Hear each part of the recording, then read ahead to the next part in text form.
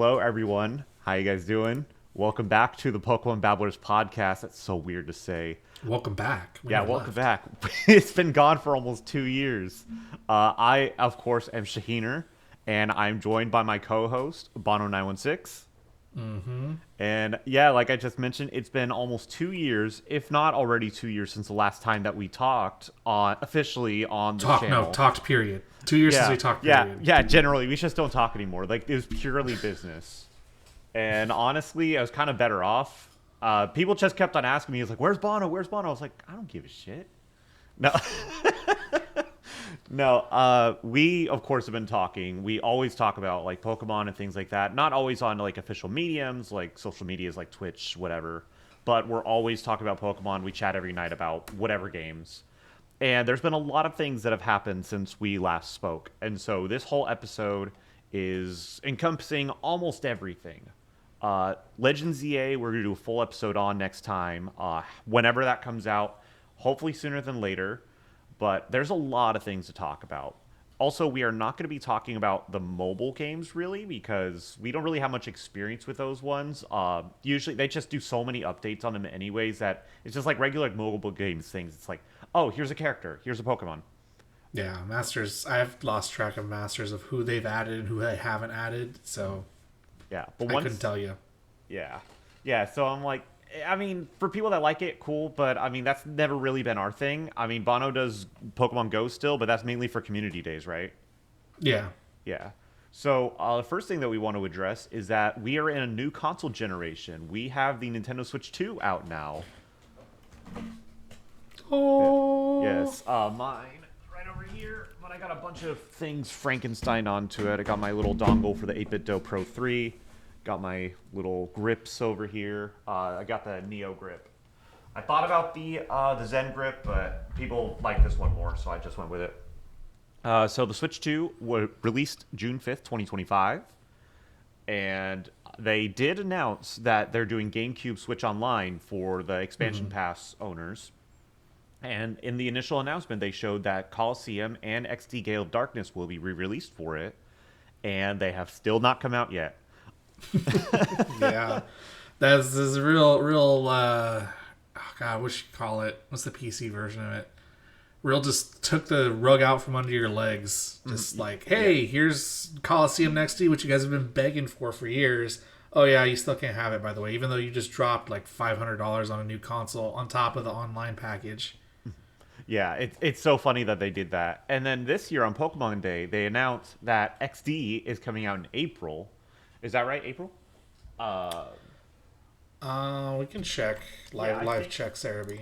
Yeah, I'm pretty sure. Yeah, or no, sorry, it's supposed to be out in March. Sorry. Yeah, so it's supposed to be out this month, and we're recording on March 15th. No news about it. So maybe they're just going to shadow drop it. Maybe it's already out by the time this episode comes out. I'm not sure, but right now, March 31st. Yeah, basically. And so, Yeah. First of all, why XD first and not Colosseum? You'd think sequentially they would just do first game, then second game. But also, I'm more than certain that they're not going to allow you to bring Pokemon over to this game. Kind of like how they did with Stadium 1 and Stadium 2. You couldn't, like there's no option to bring Pokemon from home onto the game. And I'm pretty sure this will be the case. I can't imagine they're having any way of optimizing that or making it work properly because it's going through like basically a DRM with the Switch Online thing. So I just can't see a way that they could feasibly make that work unless it was a standalone title. Right. It's hard to say because, spoiler alert for what we're going to talk about later, they are working on home compatibility for another Pokemon game. It's not online, but it's something that you could purchase. So I get what you're saying about the DRM because it's you're using an online service to play the game. You don't actually own it, and you don't even really own any of your Switch games in a sense. But it's like hard to say. I wouldn't be surprised. Like, don't get me wrong, I would not be surprised if they're like, no, there's no home compatibility. There's never going to be an attempt to do home compatibility. Screw you. But yeah, it is really weird that XD is the one that's coming first, even though it's the sequel. Reasons being, I think that it could be coming out first is that like it's just the it's not the better version. It's just the most optimized version. Yeah. Because, going back to our Colosseum episode, a big drawback is that you have to save at a PC. And sometimes those PC locations aren't always in the best spots, which was kind of a weird thing to do.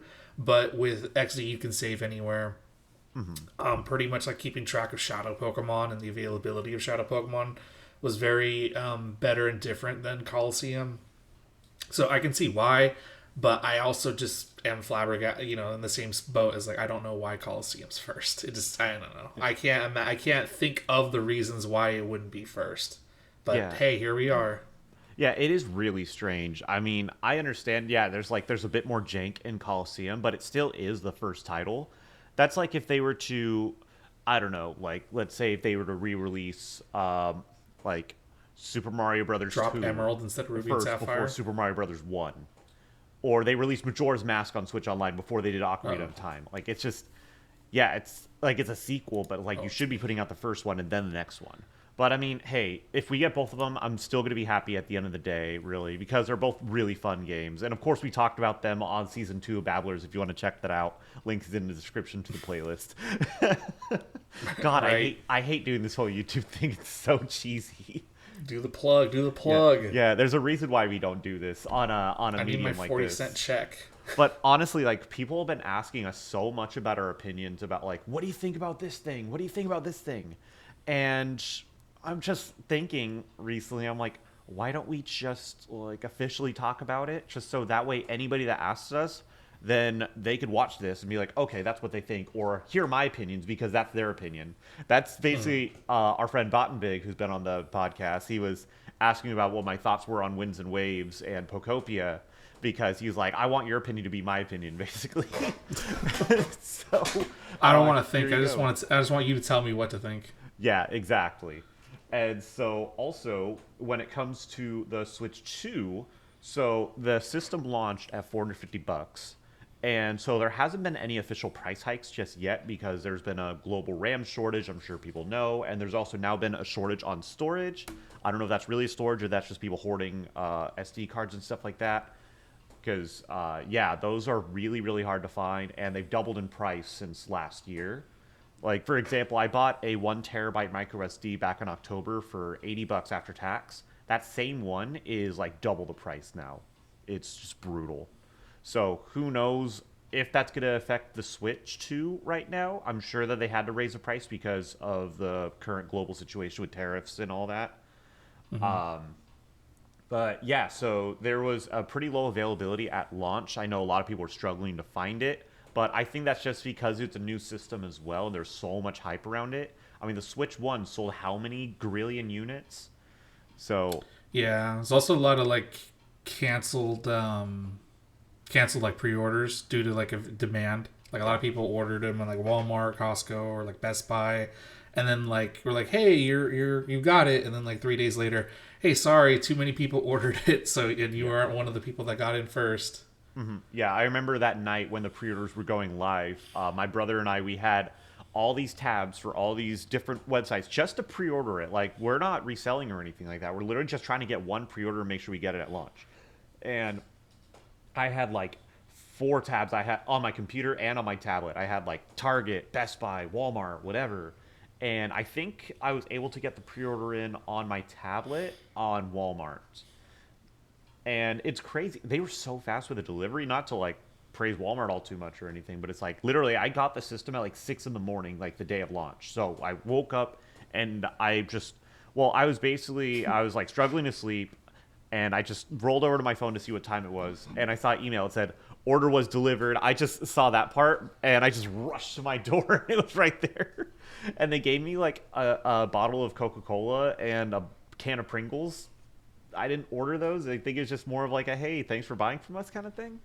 It's really weird. Right. Thanks for thinking of us during this time. Yeah, but there were a few launch titles, but nothing like too significant. Like the biggest launch title was Mario Kart World, and they did like a digital bundle where it had the game, and it was a little bit cheaper than getting them separately in physical, because I think Mario Kart World launched at like $80 or something like that. Yeah, insane. The new world order of game prices. Yeah, it's nuts. And so, yeah, I ended up buying them separate because I like physical copies of games rather than digital. And so, yeah, so that's basically a thing. So it's like a lot of the first party titles will be released as like putting the data onto the carts. But now there's going to be a thing to where so a lot of physical cards are now these things called key cards where they don't have any data on it, but it allows you to, once you plug it into your system, then it allows you to download the game to your system, which is insane. That it's like even Pokopia that just came out the other day, that one was a key card, even though that was released by the Pokemon Company. And a lot of other companies are following suit because it's cheaper just to do a key card instead of putting all the data onto that. I think one of the only third parties that I could think of off the top of my head that did like an actual game on cart was CD Projekt Red with Cyberpunk. They were one of the only companies that actually was like, you know what, we're gonna do everything on here, so you don't have to download more stuff because it's a big game. Right. Which It is a big game. You definitely know that. Yeah, it's a pretty big game. Don't get me wrong. Another thing, we just want to pour out a quick, pour a little out for the homies that got their Switch 2s at GameStop, where some stores were stapling the receipt to the box, and the Switch 2 and the box were like right here, so staples were scratching or getting embedded into screens. Yeah, which was pretty hilarious.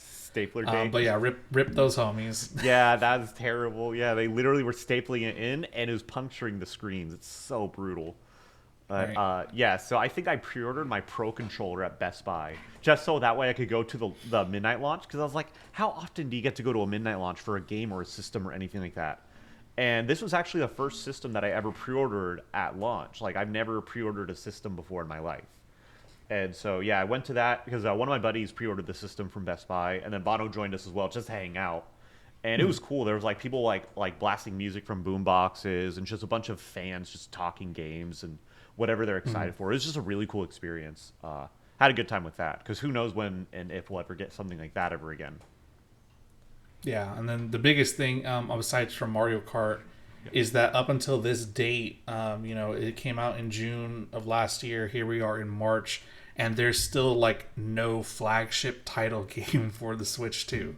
Sure, we've had Mario Kart, which you can argue is a flagship title. Sure, we had Donkey Kong Bonanza, which you can argue is a title. But other than that, nothing. No Mario, no Zelda, no Smash. Any of the other games that you would associate Nintendo with, there's been like almost no like, boom, here's a reason to go buy a Switch 2. Yeah, exactly. And then Pokopia. Yeah, Pokopia, I think, is now starting to get people to realize, hey, I think the system is now worth buying. Because there's a lot more people that have been asking me about, like, oh, Pokopia, like, what do you think about it? Like, should I get a Switch 2? I'm like, hey, if you're willing to drop all the money for it, totally worth it. The game is amazing. We'll talk about it later. But, yeah, there's, like, no, like, main series Mario title. There's no main series Zelda title. It's been just, like, hey, here's Mario Kart. Like you said, it's Mario Kart. Here's Bonanza, which Donkey Kong, it was fun. But I don't think that's enough incentive to buy a Switch 2 for. But most everything else that they've been releasing are these things that they call upgrade packs, which, depending on the title, but usually they're between $5 and like $20, and it'll up-res your game to 4K, probably up the frame rate to usually like 60 frames. Then there's like other features that they'll add to it for like quality of life, but most of them are usually for upped frames and upped resolution. The ones that were most notable, I would say, were the Zelda Switch games, so Breath of the Wild, Tears of the Kingdom. Those both got upgrade packs for $10 each. But if you have Switch Online, then you get those upgrade packs for free, at least while you have the service. So that was pretty cool. I think Kirby Star Allies, Kirby the Forgotten Land. I think that one got an upgrade pack. Animal Crossing just got one for $5 the other day. But then there's been a lot of free updates too. So there's been a lot of games where they just get free updates to like an up frame rate, or maybe like there's some new features, like if you have Switch 2. But one that we definitely were aware of was the Scarlet and Violet free update. Oh, also, if you want to have a tech demo of Switch 2, There was Welcome Tour that was $10. It literally a tech demo for $10, and it's the worst Yeah, thing this was ever. literally like I think was like the biggest slap in the face on top of like, hey, there are no new games. This Yeah. console is going to be $100 more than the last one. There's almost no consoles available to anybody because we didn't anticipate there being a huge need for it. On top of the fact that we're going to charge you upgrade packs for whatever reason. Hey, here's a game explaining how the Switch 2 works. Oh, also you got to pay for it. And it's also not only on top of that, but if you really want the full experience of Welcome Tour, you have to have every single accessory for it. The Pro Controller, the grip thing, the webcam that they sold with it. Every single accessory has to be there, like plugged in, so you could get the full experience of Welcome Tour on top of paying $10 for the game. I mean, honestly, like the video from Donkey is probably the best representation of the whole experience, I would say. So check Right, that like here's out. Walmart giving you a can of Coke and Pringles for pre-ordering the game, and then here's Nintendo saying, "Hey, buy everything that you possibly can associated with this game, with this console, and then pay $10 for a tech demo that tells you how to use your console." Yeah, it's Instead of just being like this. This literally should have been free. It yeah. literally should have been free at launch, and said, "Hey, thank you for buying the Switch 2. We realize times are turbulent right now. Enjoy this free tech demo for whatever it is, and have some fun with it. Thank you for buying our console." Yeah, But no. yeah, that was so weird because I mean, you would think with like the other systems like Wii Sports, it was a free pack-in title, but also that was back when the CEO actually cared about getting a free title to the fans or something to incentivize people to buy a system for. Right. Yeah, because like even like Nintendo Land on the Wii U wasn't a free title. Switch didn't have anything like that. I think it was only like the Wii. I think that had a free pack-in title like that, if I'm not mistaken. I could be totally wrong though, but I at least in recent memory that was one that I could think of where it's like, hey, they gave you something for free. Or I mean, granted, actually no, on the Nintendo DS, Metroid Prime Hunters, I think they had like a little tech demo thing that came with the system. But yeah, going back to what we just briefly glazed over, Scarlet and Violet got a free update, which our very last episode, we talked in great depth about Scarlet and Violet for 5 hours. So we're Right. pretty well versed in this game. If you're not well versed in it, go check out the episode. Which But out the 5 hour long episode. yeah. Yeah. And so with this, they thank goodness it wasn't an upgrade pack or like a paid upgrade because that would have been Right. so insulting with the quality that it released at or the condition that it released at. Is that it was low frames, horrible draw distance, a lot of rendering was just terrible. Castle Lake, just I get flashbacks. Right, Lag Tree Thicket. Yeah. On top of the fact that even today, I'm streaming the game, plugged Bano 916 stream. Even the fact that today I am still streaming Scarlet and Violet, and there are moments in the game where I am doing something and I will just either stop moving or just like in the middle of a jump and just stay there for 45 seconds until the Switch figures itself out and then resumes the gameplay. Like this game is still not perfect by any means. Like even with the upgrade pack, which I guess thank you. Yeah, yeah. Seriously, thank you. We needed it. I guess thank you. That we got like this game still has things wrong with it. I'm pretty sure there are moments where I'm still playing it on the Switch 2 with the upgrade pack, like walking around things, and like even like the render distance is just like terrible. Like unless you're like right next to the Pokemon, it's like disgustingly bad. Yeah, it's pretty brutal. But this upgrade pack, so it gave us up to 4K, at least undocked, and then 1080p handheld. So it's maximizing the resolution there that we could get on Switch 2. But also, the load times are way quicker nowadays. So it was about 8 seconds if you're in the same region, like you're going somewhere else. But now it's gotten down to 2 seconds, so that's really good. And then also, if you're going to a different region, like if you're going to like the DLC areas, I don't remember the name, like Blueberry Academy, for example, then it'd go from a 20-second delay to about a 3-second delay. So it's way quicker.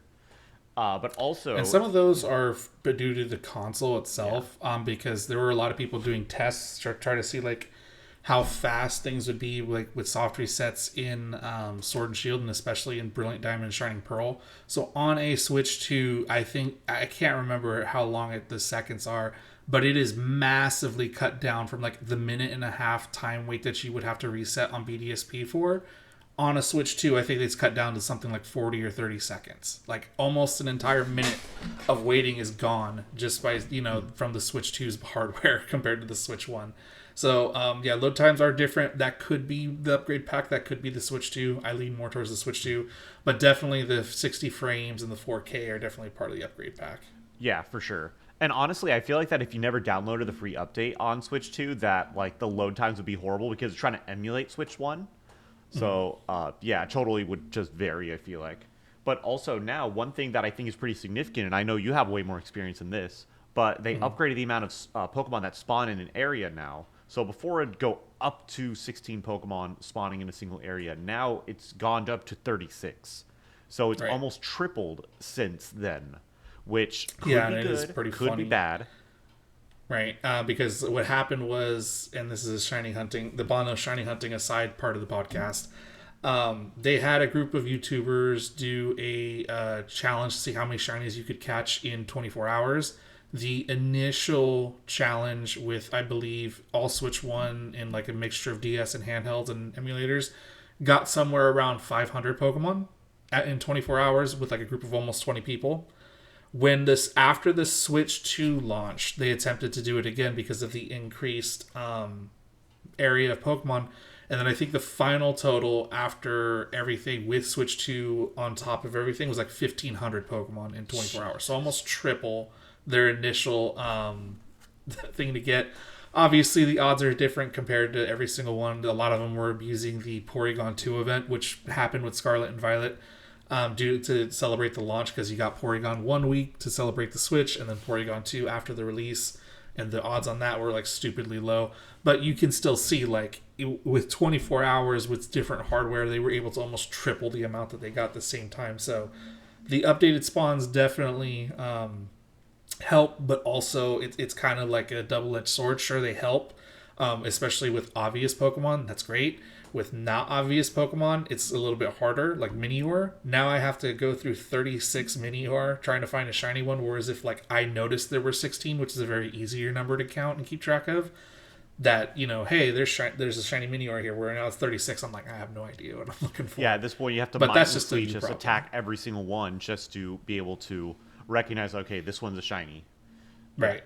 Yeah. Yeah. So that's just a shiny hunting problem. But at the end of the day, it's still a beneficial update. Makes the world feel more lived in rather than it as like dead as it was before. And so now the question would be, it's like, was this the intended release of Scarlet and Violet? Is this what Game Freak, the developer, wanted to do? Or were they rushed by the Pokemon Company to release it on Switch 1 to meet a deadline? Or to say, oh, Right. we haven't had like a main series title in a while, we need to release something. Right. Or maybe were they saying, hold up, let us cook? And they're like, no, you got to do this with the limited hardware you have. Were they even given Switch 2 dev kits at the time as well during development? Where it's like maybe it was inconvenient for them to put everything onto Switch 2, where maybe they need to release it now and then finish the rest of it for the Switch 2 release. So, Right, because I'm not sure the development time, but I know Sword and Shield launched in 2019, and then Scarlet and Violet launched in was it 2022. really 2019? Yeah, Oh my god, it feels like it was like way before that. That's crazy. yeah. So it was released in 2019, and then Scarlet and Violet followed up in 2022. And I know even when Pokemon Day and the announcement for Scarlet and Violet, like with the little announcement trailer, I was even shocked that they were doing Generation 9 that early. Yeah. But yeah, it's hard to say because like definitely this with the upgrade pack, it feels like exactly what Scarlet and Violet was always meant to be, because it's so much better. Yeah. And albeit with its problems. But when it came out on Switch 1, obviously it was like bashed hella bad because of like, the constant crashing, the constant, choppiness of the frame rate, the emptiness of the open world, the lack of anything to do pretty much there. If you have a big map, it really doesn't matter if you're only spawning 16 Pokemon in like a 30-meter area, because no matter where you go, it's just going to feel like dead, dead. Still, we know we have that 36 Pokemon now, and the area may be a little bit bigger, but it still doesn't feel like, it's lived in, and I don't feel like it's going to feel like it's lived in for probably another 15 years. Yeah. Of development, time and stuff like that. But it's hard to say. I did think it was worth pointing out, like, hey, was this how it was always meant to be? And then the Pokemon Company or Nintendo, whoever the powers that be, were like, no, release it now, because the people are going to freak out if we have to wait another year. And so, that's the game we got instead of what we got now. Because you know how game development works. They're not, they may have a development kit, but they're working on it on vastly better hardware to test all their functionality, and then they have to dumb it down for whatever console it's going to be put on. So with the fact that they knew, Casseroya Lake and Lag Tree Thicket were going to be as bad as they were, were they like, it's as good as we're going to get, and then here you go. Yeah, maybe they just got in and over their heads with just whatever limited hardware they had at that point. But yeah, because I mean, think about like back with Sword and Shield and Animal Crossing, that they wanted to release Sword and Shield by the holidays so that way they could get those sales. So they delayed Animal Crossing so they could put out Pokemon first. And so those were just things that it's like, who knows? Maybe they were trying to reach a deadline. Maybe they're just trying to get out a another main series title on Switch. Because I mean, if you think about it, the Switch came out in 2017, right? Yep. And so you're saying that Sword and Shield didn't come out till 2019. That's 2 years from release for a main series title to launch onto a system. And so also, I mean, the next thing we're going to talk about is kind of in a way going to be the same thing, where it's like system comes out in 2025, game comes out in 2027. So maybe this is just kind of like what they're trying to do to space it out, let the system breathe a little bit for the next title.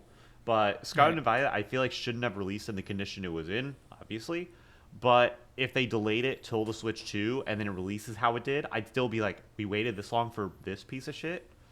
I mean, the game was fine, but I mean, it's still on the Switch 2 with all the updates and stuff like that. It's still just... It's not great. But it is better than what it was. 100%. Yeah, way better. If it was a 6 before, it's an 8 now. Yeah, I'd agree. But if you are playing it for the first time, if you have a Switch 2, just play it on there. Like, yeah, the Switch 1, it's not a good experience. Switch 2 makes it way, way more livable, and just you don't have to suffer as much through it. It's night and day. It's night and day in terms of gameplay. Like playing on the Switch 1 and playing on Switch 2, you can also YouTube any like comparison video, and it's not YouTube trickery. It's 100% just night and day difference. Yeah, absolutely. And you start to realize like, oh, that's the difference between 30 and 60 frames. Because I mean, a lot of our games were used to 30 frame per second games. So when you go to something like this, it's like, oh my God, this is the future. But then every other console player or PC gamers would be like, oh yeah, it's always supposed to be like that. I got 250 million frames on CSGO. It's like, yeah, but we're Nintendo peasants. We're not used to this. So this is like opening our eyes in a way of like, this is what we could have had. Right. And so, speaking of the 2 years from release of the system, we got an announcement this year on Pokemon Day in February. We got an announcement for Generation 10. Because this year is also the 30th anniversary of Pokemon. And so here's their announcement for a title that's not even coming out this year. Pokemon piss all over the 30th anniversary. Why don't you? Yeah, it's such a weird year, man. It's so weird. So Pokemon Winds and Pokemon Waves are going to be coming out for Switch 2 sometime in 2027. Probably likely it'll come out November of 2027 because that's usually what they do. Usually a second or third Friday, and then it'll be out. And yeah, all we got is kind of like an overview of the region. And we got a look at the new starters. So those starters are Brout. That's our grass type. It's a little Angry Bird chicken kind of thing. Like a kiwi kind of thing, right? Yeah. We also got Pombon, which is fire type. It's like a Pomeranian, basically, a little puppy. Right. And then we also got the water type, which is Gekwa, which is a water gecko, which we we've got already Sobble had. version 2. Yeah, it's basically we have Sobble already. It's kind of like the Quaxley and Ducklet kind of thing, where they're just recreating it, essentially. Right. And, yeah, so actually something that you pointed out in our notes that I actually was not aware of. So in the Japanese logo of Winds and Waves, there's like a little symbol, like a gimmicky kind of symbol, that it doesn't look like a regular Pokeball. It looks kind of interesting. I'll put it in the video. But yeah, I was not aware of that. When you put that on there, I was like, oh, yeah, maybe that could be a new gimmick. It's always the same thing, and we mentioned it in the X and Y video, and I think in their initial Scarlet and Violet theory video, The Japanese titles always include whatever the new gimmick is going to be in the title. So if you go back to the X and Y logo, it has the little mega symbol. If you go to the Sun and Moon one, it has the Z ring little symbol.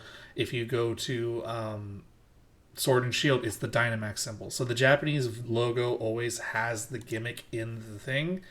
It's just, at this point, we don't know what that's going to be. Yeah, so It looks like a Pokeball with like little waves on the side. So it's always hard to see like what that is gonna, because how would you get Gigantamax Pokemon from the Dynamax symbol? Yeah. Which is just like the Pokeball with like little arrows on the side. yeah, so this one is like it could be anything because I mean, terrestrializing nobody was really anticipating. And Right. that one, I mean, I don't know out of all of those. I mean, obviously mega evolutions are the best gimmick, but like that wasn't mega evolutions. I don't know what my favorite gimmick would be because I don't really care for the gimmicks too much. I mean, I feel like that terrestrializing was kind of interesting later on once we let it cook. But even then, once you know a strat, then you're fine. Like especially when they did those announcements of like, oh, this legendary or this mythical is going to be part of the terrestrial battling thingy. So yeah, but people would put out a strat right away on Twitter or Blue Sky, or Austin John would put a video. It's like, oh, you should use a Slowbro, and then you could knock out whatever Cinderace or whatever. But yeah, I have no idea what the gimmick on this one's gonna be. Hopefully, it's like it's intriguing to say the least. Because right I now, mean, I'm it's like, rainbow colored, so yeah, I think it might be some play on terrestrialization again, like something to do with enhancing a Pokemon's type or yeah, changing a type. yeah, Obviously, there's probably going to be form changes associated with that. I think the only Pokemon that had like a form change with terrestrialization was Terrapagos. Go figure. yeah. But other than that, I think this might be maybe terrestrialization and not mega evolution per se, but like form changing together. Yeah. But Yeah. who knows? I don't know. It's completely up in the air. But I did think it was something to at least point out, other than the titles, which is just Winds and Waves, which I think they trademarked like almost a year and a half ago, and people were like, "Oh, Pokemon Gen 10 confirmed." Yeah. So there were pretty sizable leaks about the game where people were like, "Oh yeah, there's just rumors." And so winds and waves were kind of a thing that people in the know kind of had a feeling that were going to be coming out already, but it was wind and waves during the leaks. Like we didn't know it was like a plural like winds and waves. That makes more grammatical sense. Maybe they're translating from Japanese, I'm guessing, but yeah, so we kind of had an idea for it already, and it seemed like that based on what we saw, that it's probably going to be based more like Southeast Asia kind of region, because like we've had like with like what was it, Galar was based on the UK, Alola was based on Hawaii, things like that. So I think that we're getting a Southeast Asia kind of thing.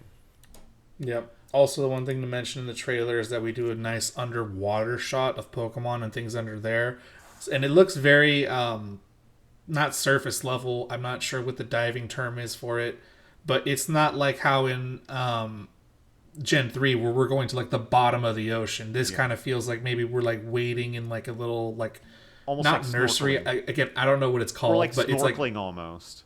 yeah, snorkeling. It's like 10 feet underwater. It's not like you're diving into the depths of the darkness. So you're like going into like the coasts and the shoals and probably looking for Pokemon there, which is neat. I don't think anybody was expecting Dive to come back in any way. And I'm not disappointed that we're not going to like the bottom of the ocean. Maybe in waves you do. Maybe you go to like an underwater temple, and then in winds you go to like a sky temple. Who knows? That would be sick. Would be cool. And then depending on which one, there's like more water types and more flying types. But again, this is like an entire tropical setting, so I'm assuming the amount of water types is going to be insane. Because this is the thing that I feel like that people have been asking us the most about is like, hey, what do you think about the new Pokemon announcement? Like, we were put in a group chat with one of our friends, and he was like, I need to get your guys' opinion on this. And we're like, hey, if you want opinions on other games, we got the Babblers podcast. And that is kind of what got me to thinking of, hey, people have been asking us, we should just put out a whole podcast. And so, yeah, with Winds and Waves, I mean, visually it looks outstanding. Like, it looks really cool, and I'm hoping that this is, like, in-game footage, and it's not just, like, for show. That if they release it looking like this, that's already going to be amazing. But they need to also have the performance to match it, too, because the game could look amazing, but if it runs at 30 frames, then it's going to be really disappointing. So, yeah, you got to find that happy balance, I guess. Maybe they could have a There's setting. also there's also a frame here that they show in the trailer. I don't want to call it a swamp because there's the Shrek memes and whatnot. It's probably Ooh. more like a mangrove following that Southeast Asia thing. Yeah. But they got like a temple and Carnivine, and then the water's just like murky Ooh, green. an ogre So it Pokemon. is very water inspired. Expect a 7.8 out of 10 rating for this game at launch from Yep. IGN. Mhm. We could go into the character design. So it looks like they both have what looks like an air skateboard. Yeah. If you haven't pulled up, you can use that link to pull it up right now. Also, the Waves character design looks infinitely better than the Wind's design based off of just the hat. Because the Wind's hat is like a cowboy hat, and then the Waves hat is just your standard typical sports cap. So honestly, that may influence my decision to just pick Waves over Winds. Yeah, Obviously, we'll wait for more thing, and I'll debate it with Alex when it comes to buying which version. Yeah. Also, it's like I don't understand in terms of character design why they keep on doing the leggings for the characters. It makes no sense. They want you to go to the gym. They want you to get some nice skin tight leggings to go to the gym with. They give all the characters leggings, and it's like, dude, I don't know who wears leggings under shorts like this. This is such just a weird design for it that I mean, hopefully you could change the setting. But I still remember specifically the character customization in Scarlet and Violet is some of the worst I've ever seen. It is Right. absolutely terrible. And so I'm hoping that you could change it because, yeah, it is awful. And if I'm looking at the characters right now, I would probably pick Waves over Winds. But I Right. want to play Winds over Waves. I'm more of like a sky exploration than a water exploration kind of person. But I like the But hat more in Waves. yeah, do you agree with me with what they're holding is on the backpack? I feel like that's a skateboard. It I feel totally like that's is. going to be your fast travel Yeah, mechanic. totally is. So no Pokemon ride at least for now. Yeah. Maybe that's just like your initial one. You kind of just go do whatever. But I feel like I don't know. It looks a little bit small to be it. If you tell me that's the Pokedex, I'm gonna freak out. I think it'll But expand. I think it'll expand yeah, if anything. But yeah, it's definitely not going to be a Pokédex. That's for sure. That's way too big to be a Pokédex, but also way too small to be a hoverboard right now. But I think it'll right. expand out and it'll be easier to traverse with. But also, if it is a hoverboard, that'd be easy to like surf on it, but also fly up in the sky with. So that'd Right. be easy altogether to do. It's also funny that they like we talk about the difference from the hat. The clothes are literally the same for both versions. It's just the backpack and the hat that's different. Yeah. And Waves is just significantly better. Yeah. So at least visually, I would pick Waves over Winds because of the hat. But game wise, I'd probably want to pick Winds over Waves. That's at least my And you can thoughts. tell me if I'm crazy on this one. It feels like for the design of the characters, they are like struggling to get as many like I don't know if you would call it like adult features because I feel like the hairstyle, obviously as cartoonish as it is not something a child would have. But then they're like, we have to incorporate the child audience, so we're just gonna condense the human being to about child size. I feel like because that's what like have to. I feel like with obviously Black and White and Sword and Shield, the characters were meant to be like in their mid-teens. They were not meant to be actual children. Crazy or Well, I feel like am I that they wrong? have to make it as like a younger person because that way it kind of lets kids relate to it. Because obviously, like the game is Okay. still rated E or E10, and Right. that's something where like they have to do something like that. They're not going to make the main character an adult ever because that way it'll be like, oh, this is a grown-up game. This is more mature. So they have to make it as a kid, but they are going to put in some features. So maybe they're more based on teenagers in this one. But yeah, I mean, I'd be hard pressed to think that they're 10 years old, just Right. based on the look and like the height of them. But I mean, anything is possible there because I mean, just anime in general is like, oh yeah, I'm 100,000 years old, but I look like a 4-year-old. So Right. There's also some shots of like being in a volcano, so that's gonna be pretty cool. But yeah, I feel like the Pokemon in there is gonna be pretty limited. yeah, you'll probably have to have some kind of like ability or spacesuit or like or some kind of like lava resistant suit. Right. And there are screenshots of them with the potential hoverboard attached to the backpack, but they are just walking. I don't know if they're just playing close to the chest with that, Yeah, they or are. this is like early in the story, like you can't use it right away. Which in that case, why are you carrying it?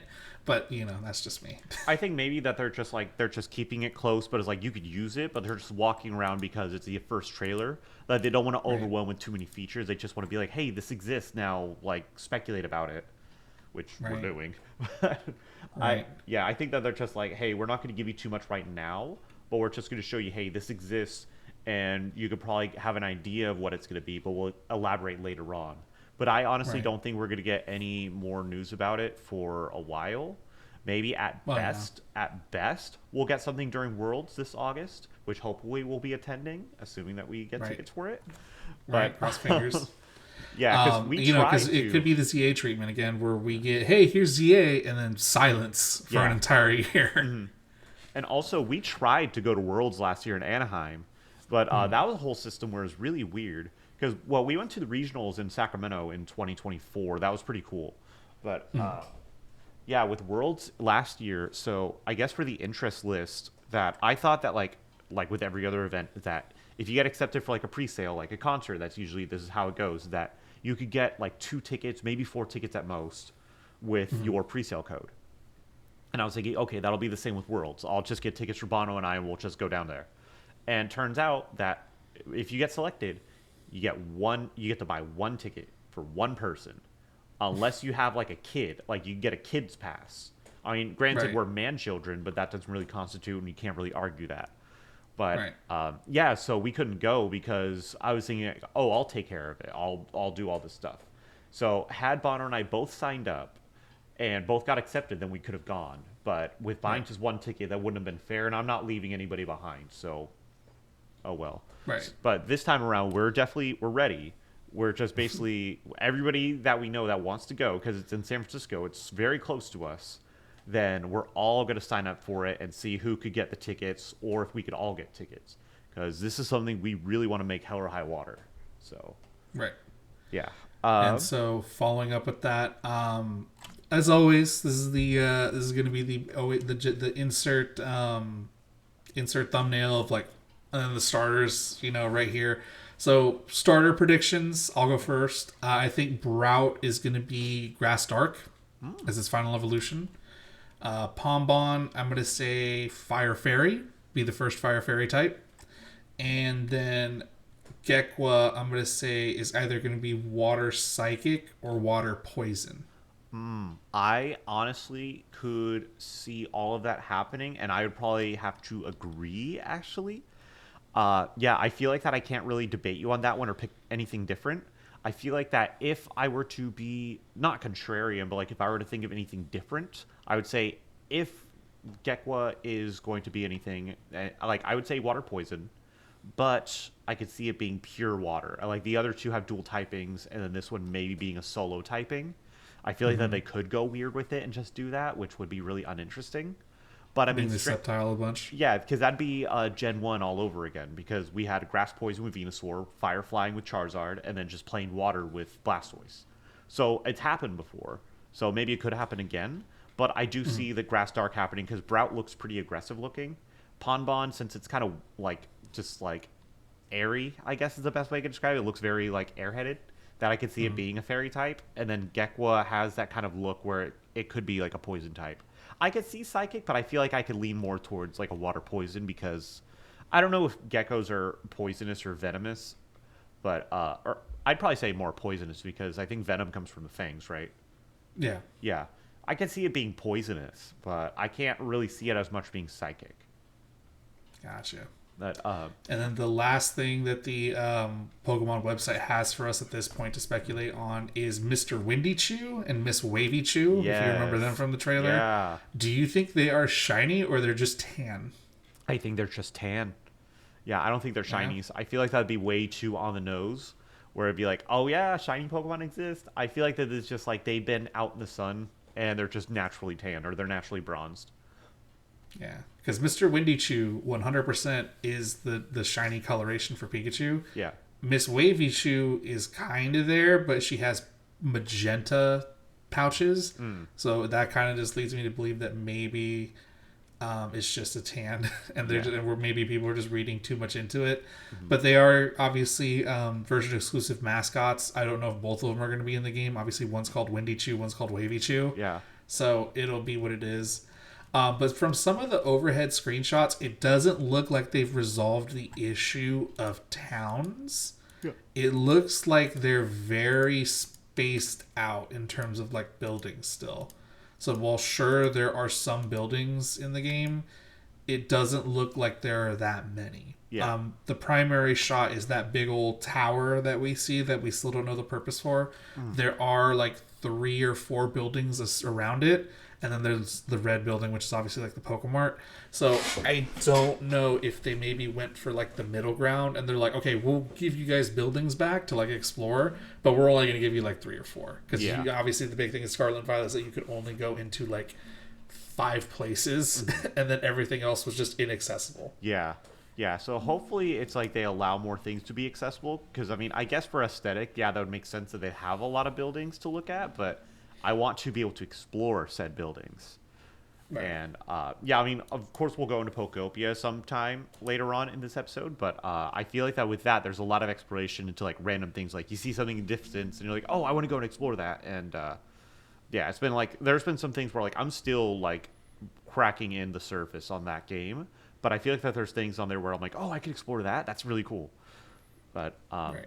yeah. So the only thing that I asked for in Winds and Waves, bring back Darmanitan, please. We've been neglected. I feel like it long. has to. Like, yeah. It's setting up for like the southeastern environment.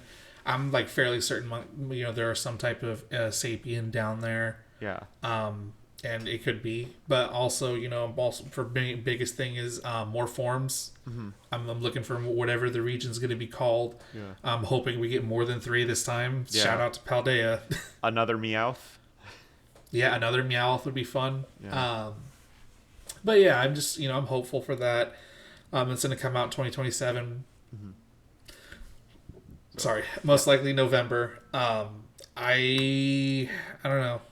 As I say, I can't imagine what DLCs are going to happen without knowing what the base game is like. But going based off of Scarlet and Violet, if there was going to be one, it's most likely going to be like a new area DLC, like you fly to, not a part of the main map. Because, you know, we have the Paldea map is kind of like, it's circular in a sense. And then there's like this northeast part that was never explored and is always grayed out and is like impossible cliff for you to climb.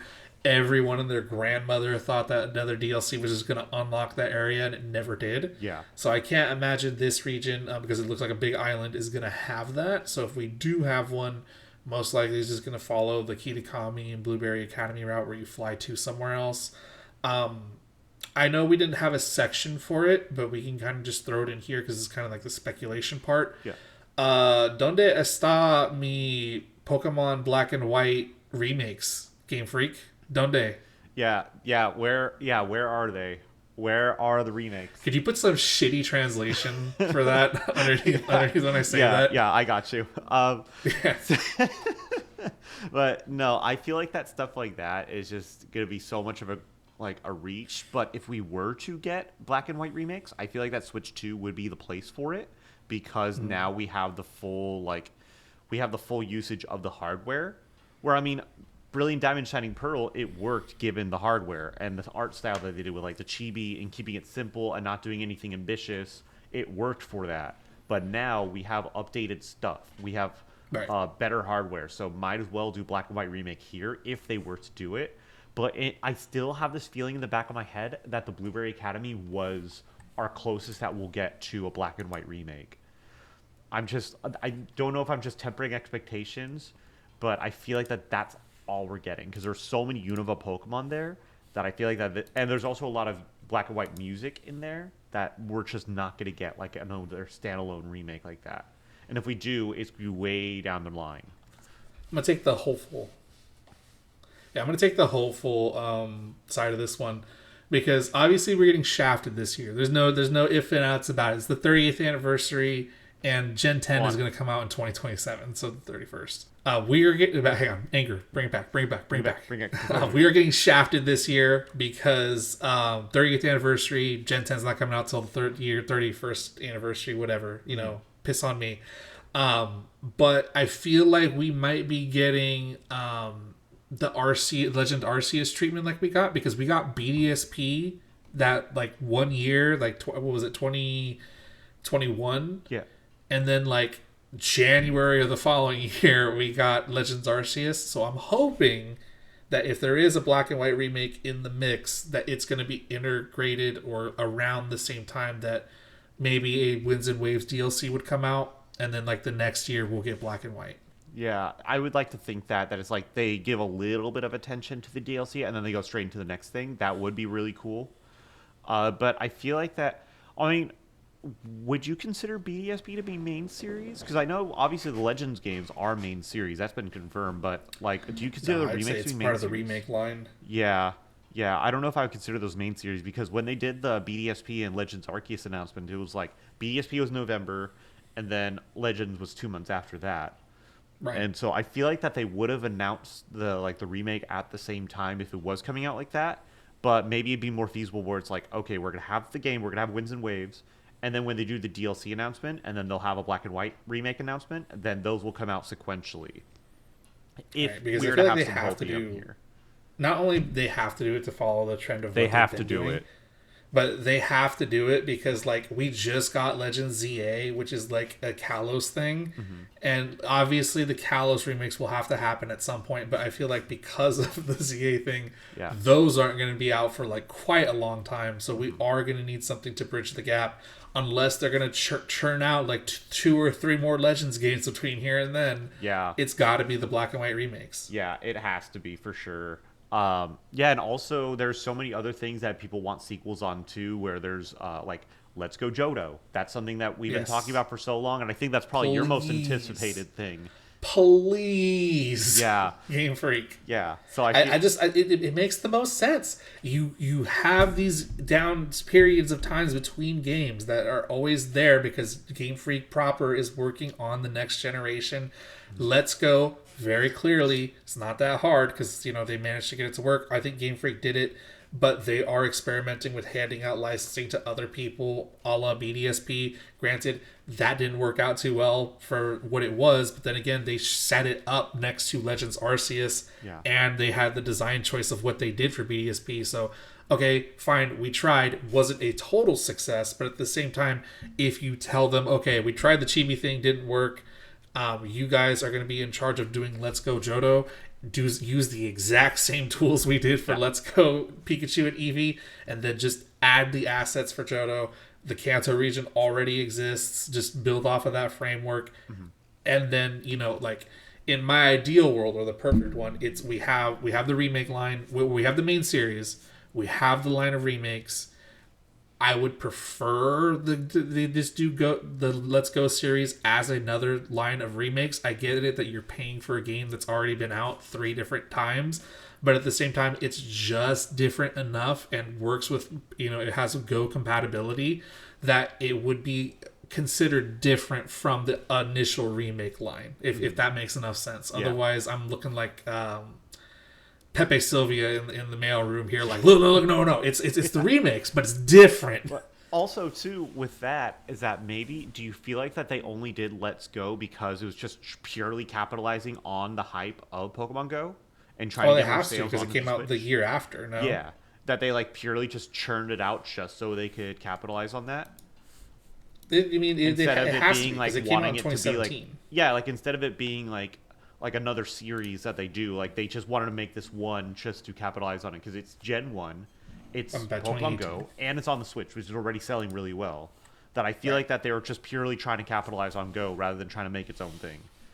If Right. I'm trying to be 'Cause- like I don't know, like thinking of like okay, like maybe I'm just trying to phase it out of my head of like oh if Let's Go Johto never comes out then I'll be fine, but I want it to come out. But Right, yeah. because they have to be getting some kickback from Go, like at least some kickback. And if Go succeeds, as it already has been doing for like the past, I don't know, it's at 2018, almost 10 years. I think it has That, been or 10 no, years. it This- has, yeah, 10 it came years out in this summer. 2016. It Yeah. had its 10-year anniversary. Yeah, as it's been succeeding for the past 10 years because it's a part of the World Championship. As odd as that may seem, it is part of the World Championship. They have consistent events where it generates money. Albeit, I think they said they lost money, and then obviously Niantic sold it. Yeah. But it's generated enough interest and success that if you do another game that has compatibility with it, it's just going to continue to the longevity of that service. So I can't imagine that it's going to cost an arm and a leg to make a Let's Go Johto game. Yeah. And that making a Let's Go Johto game is a bad idea when they've made games like Picaro or Pokemon Quest that like you can only have so much in the American version, and like the Chinese version, it's like a super different game. Mm-hmm. So I can't, they're watch our season 2 for bad spin-off ideas, games. Yeah. Yeah. Also, but I just can't imagine it's going to be one of those. I can't imagine it'll flop. And so here's an interesting, just a random quip that I just remembered. So a couple weeks ago, not like years, I was helping a customer at my work, and she had her kid with her, and we were talking about Pokemon because everything, like, we're slowed down, and I was like, okay, we'll just chit chat. And we were talking about like whatever games, and he was like, I really want to play Pokemon Let's Go. And like this kid was like 6, I'd probably say. And I was thinking, like, you don't want to play Scarlet and Violet? You don't want to play main series stuff? You want to play Let's Go? And I thought that was so interesting that, like, a game that's been out for so long, and that's the game that he wants. And it's like, I don't think that all kids are thinking like this, but I was like, God, if the amount of kids that want to play Let's Go still are this high, then Let's Go Johto has to happen. Like, people want these games to come out. So, yeah, I told him, I was like, Let's Go is a great time. Like, you're going to love it. Like, you could probably find it for cheaper right now. But that was also right when the re-release for Fire Red and Leaf Green were coming out too. So I told them, like, hey, check that out. It's about to come out. It's $20. But Let's Go is excellent, and I totally recommend it. If you have a Switch, get Let's Go. It's really fun. Right. If you also have children, it's the best game ever because it's exactly like what you thought about as a child, or if you have siblings that are like, hey, here's a controller, but it's not plugged in, except it actually works as the controller, and the main person is the one actually doing stuff. The side character is just there, but just enough there, and it has stuff, ability to do stuff, where it doesn't feel like the second player is not doing anything. Yeah, because I feel like that both of those titles, I mean, yeah, they're both based in Kanto, and it's practically the same thing. But it's kind of a way of showing, like, if you were to get Fire Red and Leaf Green, and that's your first Pokemon game, then that's your first experience into the classic way of how things have been going, and then that could integrate you into the other generations of it. But if you start with Let's Go, that's more of, like, a modern gaming approach with, like, the motion controls and the Go integration, and it's kind of going to the modern generation of gamers. So whatever route you're going down, no pun intended, that I feel like that way is a really good introduction either way, like classic style or new style. But yeah, 100%. Just make Let's Go Johto, please. Yeah. Just do it. Just do it. So just want to go over really quick is that Pokopia just came out on March 5th for the Switch 2. It has been selling so stinking well. I was not expecting any of the positive praise that it was getting. I wasn't expecting any of the sales that it was getting. It got like a 90 on Metacritic or OpenCritic or something like that. It sold 2.2 million copies in the first 4 days of launch. And keep in mind, this is a spin-off title. Basically, the game is essentially a mix of like Minecraft and Animal Crossing, but in the Pokemon world and Pokemon assets. You're playing as a Ditto that transforms into its old trainer, or you presume it's a trainer, and you're trying to like bring back the world that has been desolated, that humans and Pokemon have both kind of disappeared from, with the help of a Tangrowth with a high intelligence, Professor Tangrowth. Basically, you're building these worlds. There's like a handful of different worlds. I'm still playing the game. And you're like befriending Pokemon. They have different abilities that help you with like crafting and just building things up. You're able to terraform the world and move it around as you please. And it's been such a good, like, cozy, relaxing game, like a low pressure game. I've been having such a fun time with it. I like every day it's like there's something new that I could do on there, or there's something that I didn't notice last time that I could go back into. And it's been awesome. If you have a Switch 2, this is a go-to title. And I know people that are buying Switch 2s now just because of this game. Like, I just did a stream the other day. I don't stream really anymore. Maybe like once every like 4 or 5 months when there's a Pokemon title coming out. But I just did one for the Pokopia release. Because one of our friends was like, "Hey, I was thinking about playing this, getting a Switch 2. What do you think about this? Or do you think you give me your thoughts on it?" I was like, "You know what? Let me stream it for you so you can check this out later on if you want to check the VOD." And yeah, sure enough, they bought a Switch 2 yesterday, and they integrated everything over from their Switch, and they're having a great time playing Switch 2. So it's well worth it. And so far, I give the game like a 9 out of 10. It's awesome. All right. Uh, This is another of just a what do you call it?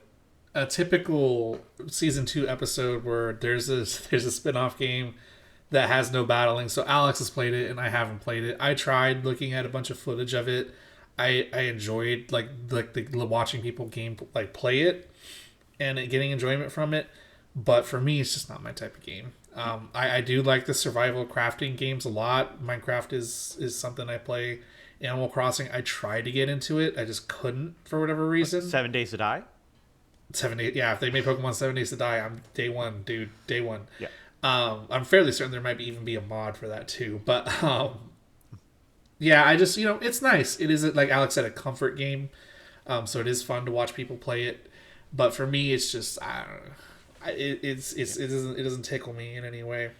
Yeah, I like low pressure cozy games because I'm not really that good at games. So I like stuff like this where I don't have to think about it. I can just shut my brain off after a long day work. I mean, I'm not good with Right. like creative stuff and like building things or whatever, but I just like going through the environments. I like interacting with the Pokemon and just mindlessly just perusing the areas and just exploring. So I've been having a lot of fun with it, and I would recommend it. But Yeah, it does give me some ideas. I feel like my Pokemon Ranch could possibly be something like this that could be incorporated with some of the aspects of this game, like giving Pokemon tasks and building environments and stuff like that. If they were to add such a capability to Home, which I doubt because they're just milking that for what it is. But like my Pokemon, if they did like a My Pokemon Ranch kind of thing, I feel like I could possibly find some enjoyment in that. mhm. But obviously, Pokopia is a different beast entirely. Yeah, But yeah, I'm completely. glad that it's selling well. Mhm. More Pokemon spin-offs generate more revenue. Full You know, price spin-offs too, not like the free to start games like Quest and Unite and stuff like that. Those are not my bag. I could not care less about any of those games. I like the full price ones. Like I even like Poke Park. I liked stuff like that. Give us more of Conquest and Ranger and Mystery Dungeon and stuff like that. I like those kind of things. But yeah, the yeah, free to start things, just out of principle, I don't like it. I know everybody that I talk to when I say like I don't play Pokemon Go because it's free to start, they're like, "Oh, but you could just do all this stuff and you don't have to pay anything, and I've never had to pay anything, and yeah, you just got to wait a little bit." It's like, "No, either completely free or full priced. I don't want any middle ground. I don't want any free to start. I don't want microtransactions in the game whatsoever. If you have that, I'm not playing it." Like that's why I only did Go purely for the Master Dex challenge that I did, just because Meltan and Melmetal were in there exclusively at the time. Of course, we'll talk about more of that in. They became available in Legends ZA, which was really cool. But yeah, it's like that's the only reason why I played Go, and I uninstalled it from my phone right away once I was done. But yeah, before we get too far into Pokopia, because I haven't gotten too far into Pokopia, let's talk about the title that has still not come out and it was announced over a year ago. Pokemon yeah, Champions. If we're talking about yeah. free to play Pokemon spin Champions, offs. So, right?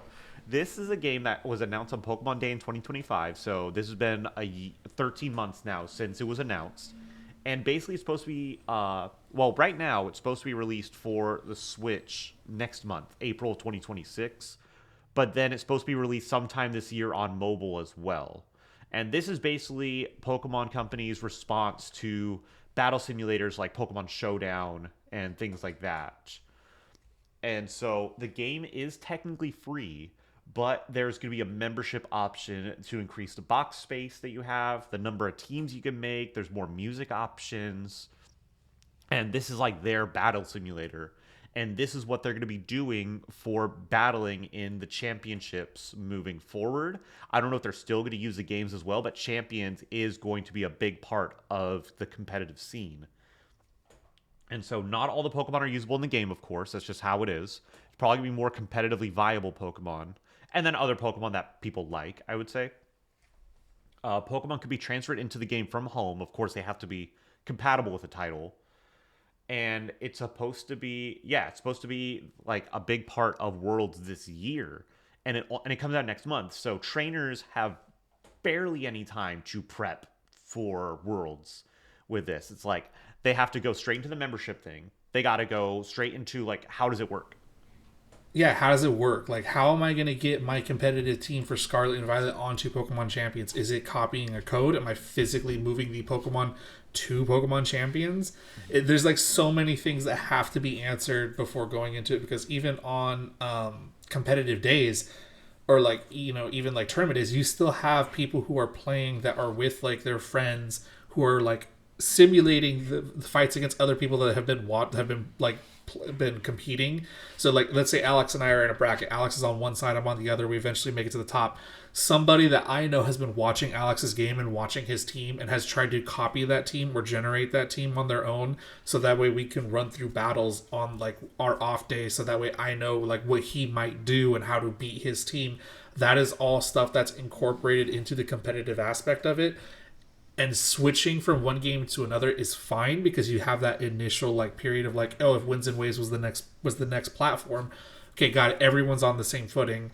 This is kind of like that, but it's an entirely new system, which is kind of going to be like, I can't imagine how much of like a stress factor it is, because it's not like Showdown. It's not like you can just generate any team you want no matter what, period, and then just do that, because it's going to incorporate your actual Pokemon. Yeah. So like, also, how are they going to go about the gimmick stuff? Like, how are they going to go about Mega Evolution and terastallizing? And how are they going to go about held items? Are you going to get all the held items right away? Are you going to have to unlock them? Are you going to have to purchase them? Is it part of membership? Are you going to be able to do terastallizing with a Mega Evolution on top of it? How are the gimmicks going to work? And how are you going to get those hold items to work with your team? Because obviously you'll be able to take Pokemon from home, but you can't put held items onto a Pokemon on home. So you'll have to get those held items in some way. What's funny, and this is what I put out in the notes, and I kind of want to point it out to you. I'm sending you the links right now. This is also something that's just like very, very cringe. So the link I sent Alex right now is the website for for like the English US version of Pokemon Champions. If you go to the and it's got like almost no info at all. If you go to the Japanese website, it is a completely different mixed bag. Like the regular US website has like maybe 2 paragraphs on like what the game is about. If you go to the Japanese website, it looks like a complete ad for the game and shows like so much more stuff. It even tells you about regarding training. It doesn't mention training at all on the English website. It just says assembling your team, battle your way, and then, hey, here's Pokemon Champions. The Japanese website has, hey, here's how training is going to work. Here's how home compatibility is work. Here's a screenshot of how you're going to assemble teams in Pokemon Home. And then, shows off the actual trainer designs. I think it does on the US website too. But there's just so much more information that you can find on here. It's like pretty ridiculous. So, and Alex will go ahead and do his editing magic to just show like the stark contrast of difference between the two of them. It's just like night and day. It's very bad. And also, it's really cool though that they're still allowing you to play this on Switch 1 or Switch 2. So because they announced this so long ago, before the Switch 2 was even announced, that they're still like it's for either version. It's for either version of the system that you have. So that's going to be really nice as well. And to answer your question about the gimmicks, it is on the Japanese website as well. It's not on the English website, at least as far as I can tell. There is going to be what is called in Japanese a Zenbu ring, which I think translated is an Omni ring, which is going to be like a white wristband, and and it has like a little selector for the gimmicks. So there's one for Z moves, there's one for Mega Evolutions, there's one for Terastallization, there's one for Gigantamaxing. Nice. That is going to be their answer to how you do your gimmicks. And then there's going to be plain vanilla battling too? I'm not sure, but that is at least like an option that I was able to like look up on their website. That would be awesome if they just had plain battling, no gimmicks, like no items, Fox only, Final Destination. That would be really sick. No Johns. Yeah, that would be really dope if they did that. But yeah, so there's also, I think that you put on here that there's rumors of in-game currency regarding EV training and move relearning as well. Is that right? Correct. Yeah, they're called victory points. I don't know how you win them, either through battle or you get them at a set rate just for having an account. But they are an in-game currency that is available there, and so obviously that leads people to minds to wander. So you may have to have victory points in order to change moves or do like training. There is a section for training that I could try to look up and see if they've translated here. But yeah, those are just things that I've been thinking about with champions. Like, how were they going to integrate that? But just knowing that, like, you'll be able to have a choice between what gimmick you want to do, and also the fact that Z moves are coming back. That's super interesting as well, because we haven't heard a peep about Z moves since Ultra Sun and Ultra Moon on the 3DS.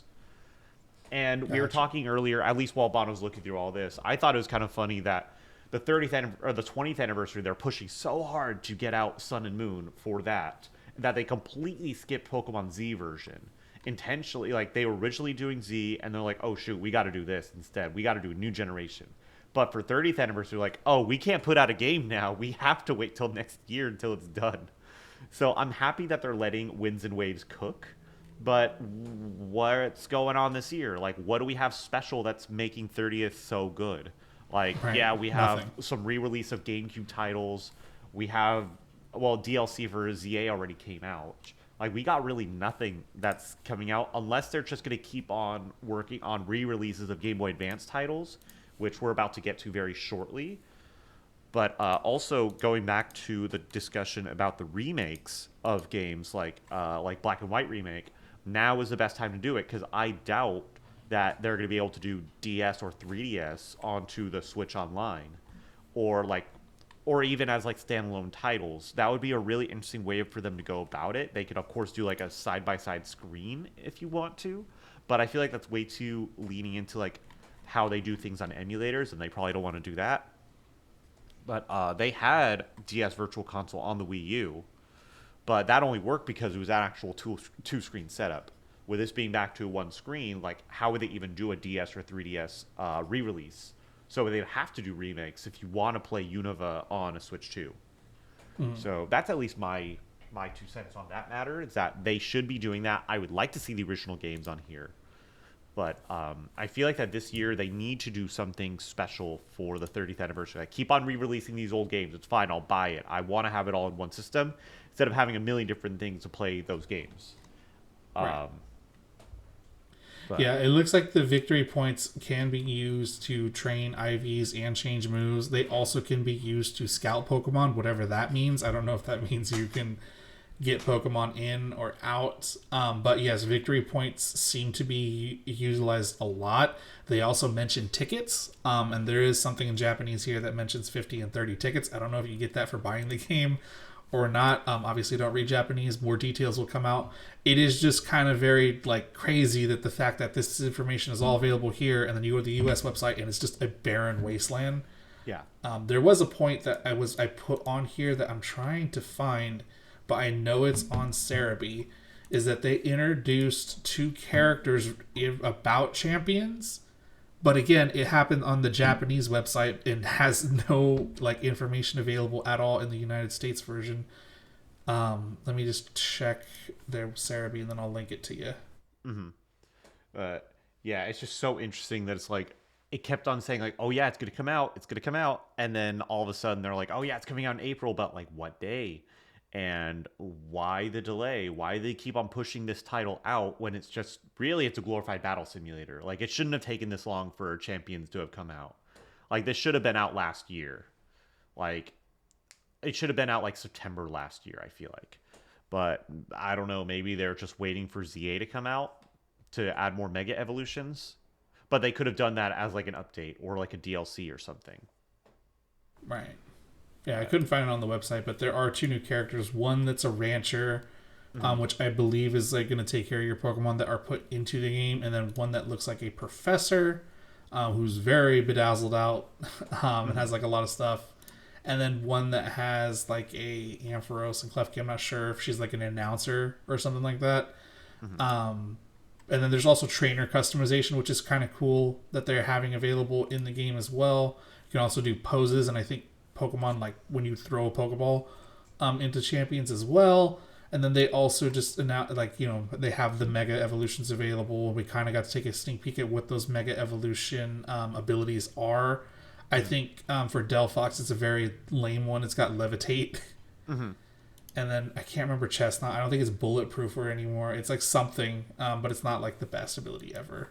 Yeah. But yeah, very interesting. I'm just, you know, not sure exactly why even though it's intended to be a international release, that Champions is getting all this information on a Japanese only, the Japanese only version. I haven't even checked like the Latin version or any of the other ones, but it's just kind of weird that there's all this information that's out there, and like I said, Champions is going to be what is going to be like the main platform going forward for competitive battling. And so if you can learn, Japanese or speak Japanese or read Japanese, you are getting the most current information. And if you can't, you're using Google Lens. It's not like a huge disadvantage because we're all going to have access to the game at the same time, supposedly. But it's just like, I don't know, you're kind of just like up the creek without a paddle if you can't read Japanese. Basically. Yeah, but we'll see how it goes. I mean, it'll be coming out next month, allegedly, so we'll see how it all pans out, I guess, and see if people are actually going to use it, or if it's going to be a pile of jank. Who knows? Right, but, we'll see. Or if it's going to be like a, what do you call it? You just said what it was. It's going to be a pile in-game jank currency. No, the money grab. Yeah, like you have to buy a bunch of like stuff in order to even compete, like pay to win, essentially. Yeah.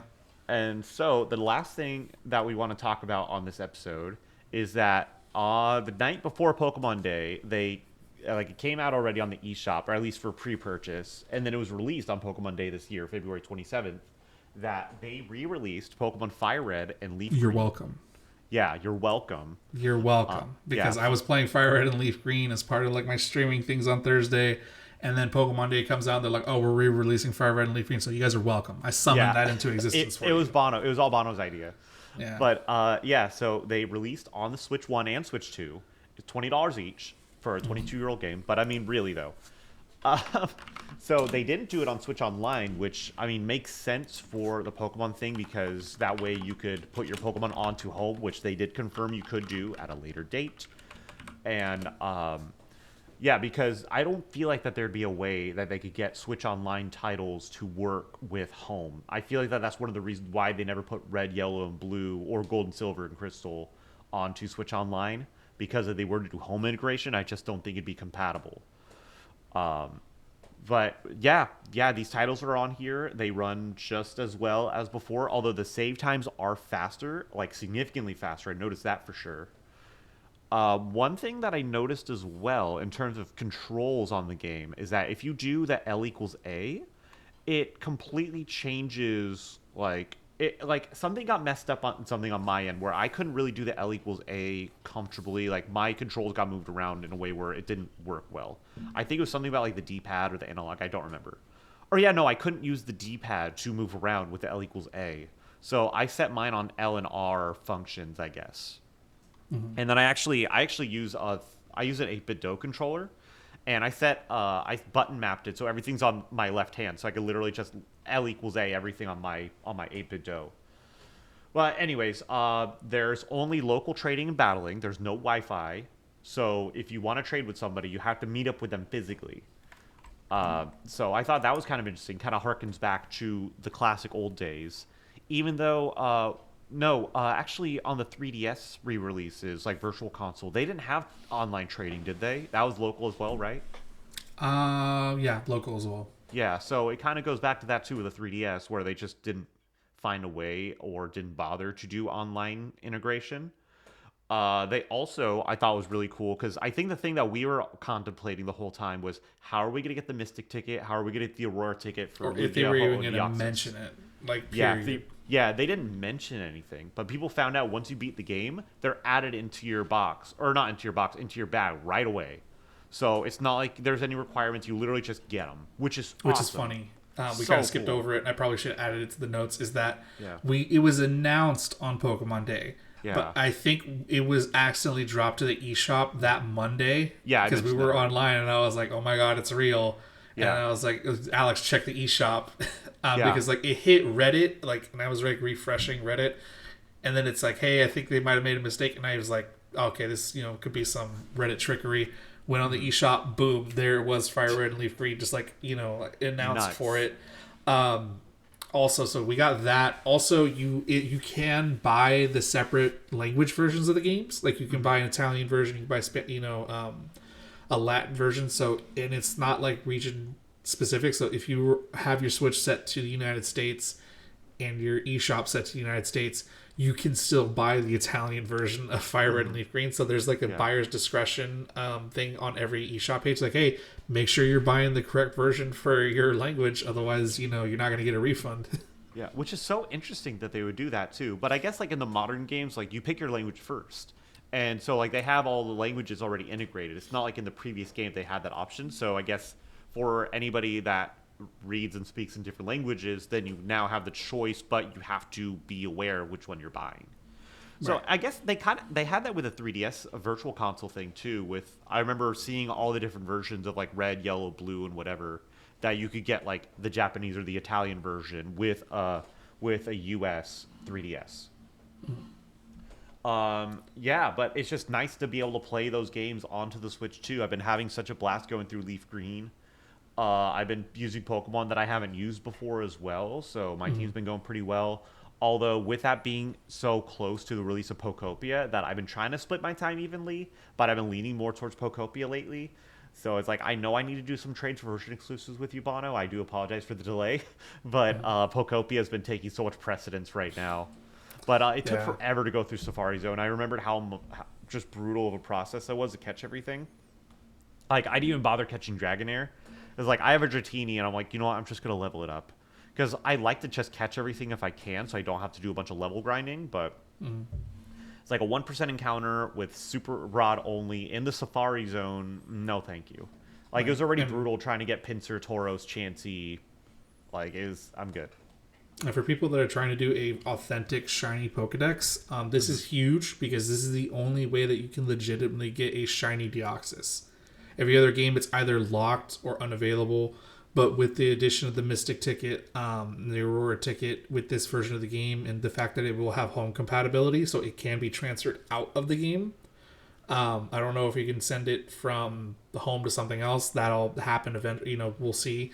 But it can go to home and go back. But if you were just looking to like keep everything on your home file and have like an authentic shiny Pokedex, this is the only way to get shiny Deoxys. So yeah, I think I'm gonna do it. I think I'm gonna go for a shiny Deoxys, like if I have some time, because I mean you're never gonna be able to get this in any other title, so might as well do it here.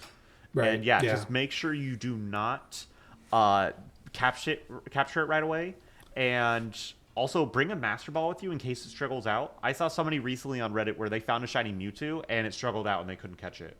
Right. And don't. Yeah. Yeah. This is like the most unforgiving era of shiny hunting possible, aside from Gen 2, with Pokemon that can just run away and you barely can control that. Runaway and full odd shiny hunting too. There's no And shiny full charm. odds. It's 1 Yeah. in 8,192. Yeah, But so it they is did difficult. fix something. They did fix something though. So in the original Fire Red and Leaf Green, so there's 3 roaming Pokemon that it could be depending on your starter. So Entei, Raikou, Suicune. And so with Entei and Raikou is that they know Roar, and if they use Roar when you encounter them, they disappear from your game completely. That's it. You can't find them again. But they fixed it in this one from what I've seen is that if they roar, you could find them again and they could respawn. But yeah, just keep that in mind that if you play the original games, they're gone forever, but now it has been fixed. I don't know why they've been fixing so many things like they did, but the fact that they actually, like, whatever 2 developers that they had work on this re-release cared was great. And I'm happy that they did that. And also, people are saying that in the code of the re-releases that there's stuff about Ruby, Sapphire, and Emerald. So it seems likely that we'll be getting those ones later on too. Kind of how like we got Gold and Silver on Virtual Console and 3DS, and then in the code there was Crystal, and then that came out a little after. So I feel like that this is going to be a thing as well, though. They'll probably do Ruby and Sapphire and then maybe do Emerald later on. Maybe to all coincide with 30th anniversary because we're not getting a main series title. So if they were to do that, I'm stoked. And especially if people could go back and play Emerald, I'm like the happiest person in the world. Yeah, Emerald is going to be huge. I did take a look at the prices while we were talking for a minute there. Unfortunately, the GBA prices for these games have not fallen off a cliff like everyone hoped they would. There are still Fire Red copies being sold for $150. Is aside from the fact that you can pay $20, and then cycling back to that, I don't think $20 is. I feel like $20 is a slap in the face. I mean, So I thought I saw a meme at one point when these games were about to be released or re-released. Is that $10 if they were cool, $15 if they're being fair, $20 if they're the Pokemon Company, and so it's kind of just on brand for them to do something like this.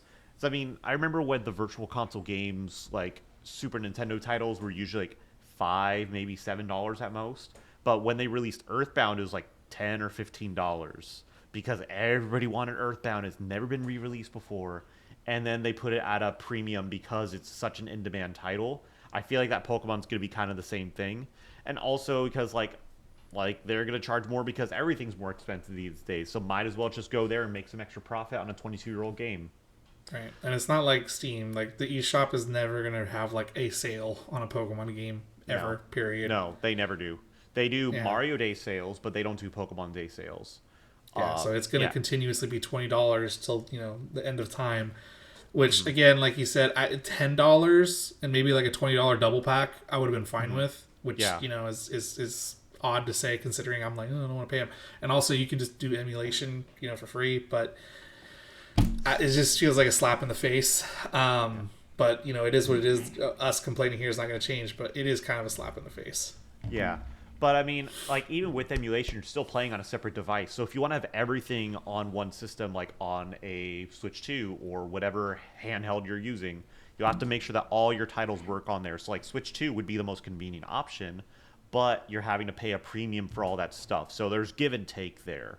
Right. Because I have devices that can emulate those games no problem.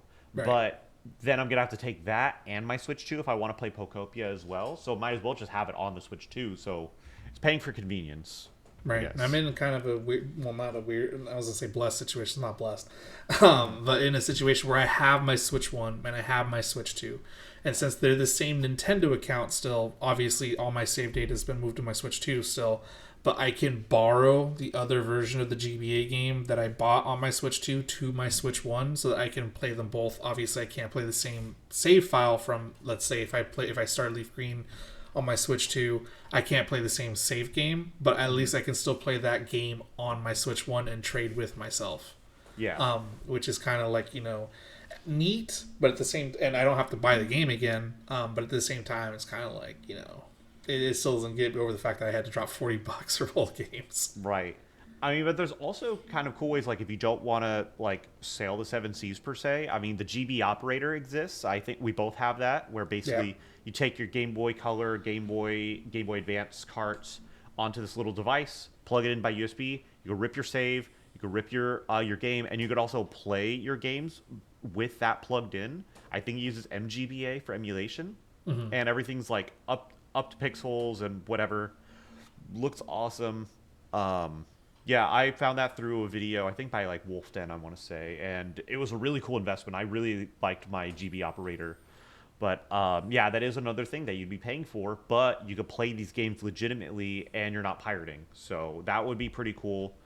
Also with that too is that especially like with the old cartridges, like the Game Boy ones where like the save batteries die out, then you could keep your saves, then you can swap the batteries so that we have more life out of it too, and you don't lose your old ones. So Right. there's definitely things out there if you want to play on a computer without having to go through like illegal methods, let's say. Right. But I mean, the fact that we have it officially is pretty cool. But I mean, you are paying a lot for those. But I mean, Right, I 'cause would just like imagine. to pay for convenience, but I wish it wasn't $20. Yeah, because now you have to imagine if they do Ruby, Sapphire, and Emerald, if you want like all three, you're paying 60. You're almost the full Yeah. price of a full new game. Yeah, Sure, What you're if, getting what if three they were games. evil and they charge $30 for Emerald? Yeah, and they charge $30 for Emerald. Don't give them any ideas. Yeah. But like, it's just going to be like, yeah, you are paying $60 for three games, which is almost another full game price. But again, for 20, the Fire Red Leaf is 22, Sapphire and Emerald are what, 24? Ruby and Sapphire came out in 2003 in the U.S., I believe. So 23-year-old games. Yeah, and then Emerald came out in 2005. Yeah. So yeah, they're like, very old titles at this point, which is crazy to think because I still remember, like in my head, the advertisement for Fire and Leaf Green, September 9th, 2004. That date is etched in my mind forever. It's like that, and August 26th, 2008, because that's when Slipknot's "All Hope Is Gone" came out. And like I was listening to live versions of the songs, and he was just yelling August 26th, and that's just ingrained in my childhood mind. So those are two dates that I remember forever: September 9th, August 26th. I don't know. It's just advertising, I guess. Right. But, yeah. So yeah, it's just like, I don't know. I mean, obviously buy them all. Buy everything. Gotta buy them all. Gotta buy them all. But it's gonna be a bitter pill to swallow if it does happen. I think it'll happen. It'll happen, but I mean, the only way you can get discounts at this point is if you buy eShop cards from like an online store that sells them at a discount. Like if Newegg is selling them cheaper, or if you get them from a wholesaler like Sam's Club or Costco or something like that. It's the only way you'll be able to get discounts, basically. But you're still putting in money towards eShop credit. And even then, at best, you're getting a $5 discount. So it's not much. So you might as well just go straight to the source. Yeah. But, thankful it's here, I guess. Yeah, I guess. Take what you get. I mean, they could have given us nothing.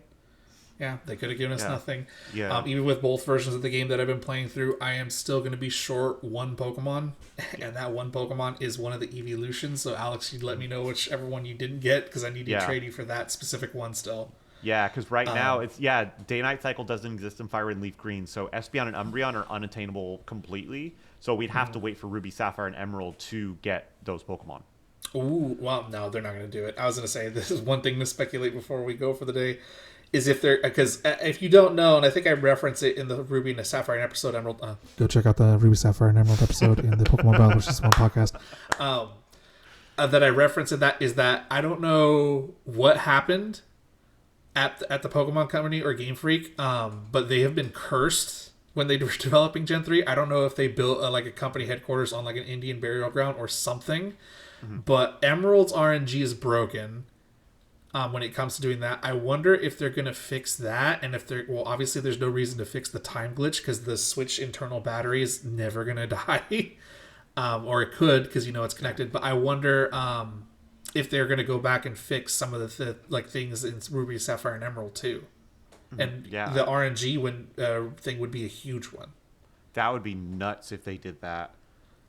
Because like if you want a shiny hunt in Emerald, at least like soft resetting, you have to manually advance the game's frames on your own by either watching like a battle video and exiting it at a separate frame from when you watched it.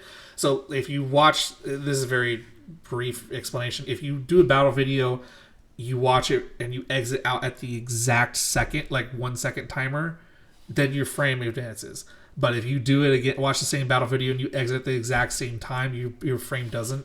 It's the exact same frame, so you have to get it like on the picosecond different in order to advance a frame, in order to have a chance at a shiny for soft resetting in Emerald, because the RNG is so busted. You can do that, or you can look at a painting if you win one of the master contests, but it's the same thing. You have to exit looking at the painting at a different point in time from when you started looking at the painting the last time. Yeah, again, I don't know who or what Game Freak did when they were developing Emerald that cursed them, but it's all of Gen 3. There are even things with Gen 3 like the battery thing where the battery would just continuously run even when the game was off. Yeah. So that was the infamous like berry patch with Fire Red and Leaf Green to fix that. Yeah. But I just don't know. And maybe we'll do a Babblers addendum, because with Fire Red and Leaf Green, there is a very small portion of the game, because nobody had friends to trade with, and those that do were very happy to do it. There is a multiplayer aspect of it in terms that's not battling, trading, or just mixing records. There is an area on one of the new post-game things that they added with this game called on the Sevi Islands, and I think it's 2 island, where it's like a mini game area, so we could play like Dodrio racing or berry picking, and maybe we could film something as like a YouTube short as that we're playing like those games, because I'm pretty sure I don't think I've seen any, and I'm pretty sure those will get like easy YouTube clicks, and then we could help boost the viewership on this episode. Big brain. Yeah, the 20 people that are going to watch this episode. The big brain thoughts. I'm expanding. Less than 30 our people watch the finale. This is literally just for our friends. Hey, this is the guy that has an 8,000 YouTube short view. Okay, I don't want to hear nothing from this guy. 16,000 actually. 16,000. There you go. But yeah, Fire Red Leaf Green. Thanks I guess $20. You just slap me in the fucking face.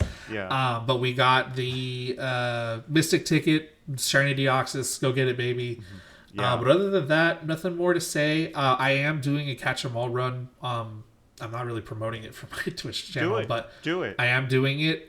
So it is going to be interesting because obviously Fire Red and Leaf Green have version exclusives, and that extends to the Johto part as well. So there's like Meryl and Wooper and Sneasel and Delibird and like, you know, a couple more. It is going to be interesting to like see like how far I can get by beating both versions of the game, and then like, you know, when are Ruby, Sapphire, and Emerald going to come in to fill in the rest of that gap. I think in the summer. I feel like the summer will get them, like June or July. You mean like after, you know, World's like, hey, you had your time with Fire Red and Leaf Green. Here's Ruby, Sapphire, and Emerald. I think it'll be sooner than that. I think we'll get it sooner. But I mean, if they release it with Worlds, that would be really sick. But I feel like that we'll get it sooner. Okay. Yeah, but I feel like that's pretty much everything that's happened other than ZA. Because ZA, we're gonna do a whole episode about, like, we got a lot to talk about at ZA, and we're already like over an hour and a half into this recording session. So yeah, I don't know when we're gonna get there, but I definitely have to do like a new playthrough of ZA with the DLC to get like a complete overview, because like base ZA is okay, but then the DLC I've experienced, but I haven't had like a combined experience between the two to see how it affects it overall. Totally. I mean, other than like Pokemon choice, like how it affects it, because like you can get like a lot of items from the DLC area. Is it going to be like a Sword and Shield situation with the DLC? Does it make base game ZA easy as hell because you can get a bunch of experience candies from the dimensions?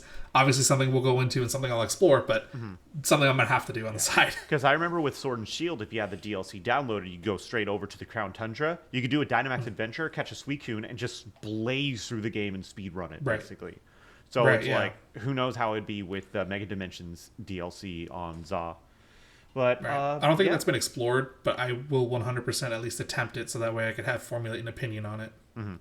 But I think that's pretty much it for this episode so far.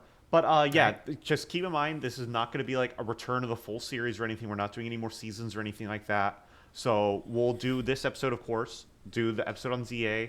Anything else, like the Winds and Waves release, we'll definitely do an episode on. But it's going to be very much like every now and then we'll do episodes on this, because so many people ask that it might as well just send them this video and then they could see the opinions, like the full-fleshed opinions.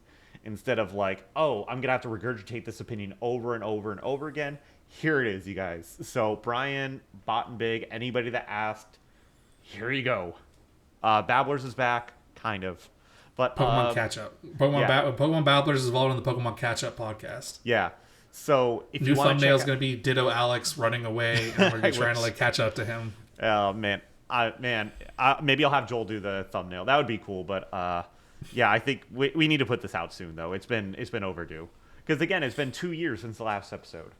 But also, if you want to check out any of the other Babblers podcast episodes, this whole channel's full of them. I'll link the playlist down below if you want to check that out. I don't stream really anymore, so don't really need to link that. But if you want to check out Bano 916, he streams most weekdays, usually Monday to Thursday, assuming that he's not playing 7 Days or Cyberpunk or something like that. So that's pretty much it. We'll see you on the ZA episode whenever that comes out. So until then, thanks for watching. Bye. Bye.